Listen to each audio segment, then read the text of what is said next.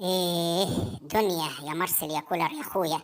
لا بتخلي اللي بياخد الدوري كل سنة يفضل راكب، ولا بتخلي اللي متعود على دوري ابطال اوروبا ولا افريقيا مع البطولات متصاحب، وهو يوم تحت ويوم فوق. على رأيك يا معلم أنشيلوتي، الكرة دوارة ولابسة نضارة وماسكة زمارة. بس أنا وأنت نزلنا تحت قوي يا عم كارلو، ده احنا اتعلم علينا تعليمة السنين وما حصلناش حتى ودان التنين. واي تعليم يا حاج كولر؟ ده انت ملك افريقيا تطلع من قدام سان داونز الاصفر السهتان، وانا ملك اوروبا اطلع من قدام ارسنال اللي عايشين على البتنجان.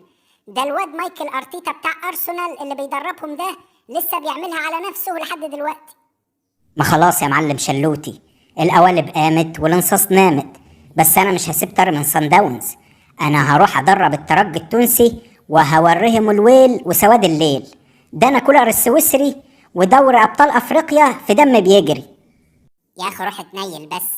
اللي ما قدرت عليهم بالاهلي ملك اللعبه وملك افريقيا، هتقدر عليهم بالترجي؟ بس انت عارف انت حالك احسن من حالي.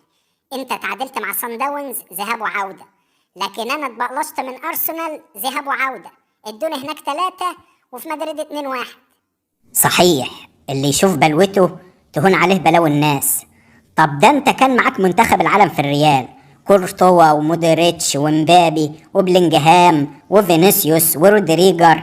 ده انت كنت تاخد بهم كاس العالم الكبير وانت حاطط رجل على رجل. يعني انت اللي ما كانش معاك فرقه تقيله يا كولر يا اخويا؟ ده انا لو معايا بس الواد امام عاشور واسامه ابو علي وبن شرقي في الريال ما كنتش اتعب نفسي ولا احط خطه ولا حاجه. ده انا كنت اخد دوري ابطال اوروبا وافريقيا واسيا، وعلى المقيمين خارجها مراعاه فروق التوقيت. على رأيك يا كيرو، ده انا مش عارف ده حصل ازاي. ده احنا كنا فايزين عليهم 1-0 لحد الدقيقة 88، بس منه لله الواد ياسر ابراهيم هو اللي جاب الجون فينا. كفايه بقى يا عم كولر، ما تقعدش تعلق اخطائك على حبل الاخرين. انت اساسا بتقعد تطجن في التشكيل وتتاخر في التغييرات، زي ما تكون بتسحب قرض لما بتيجي تبدل حد.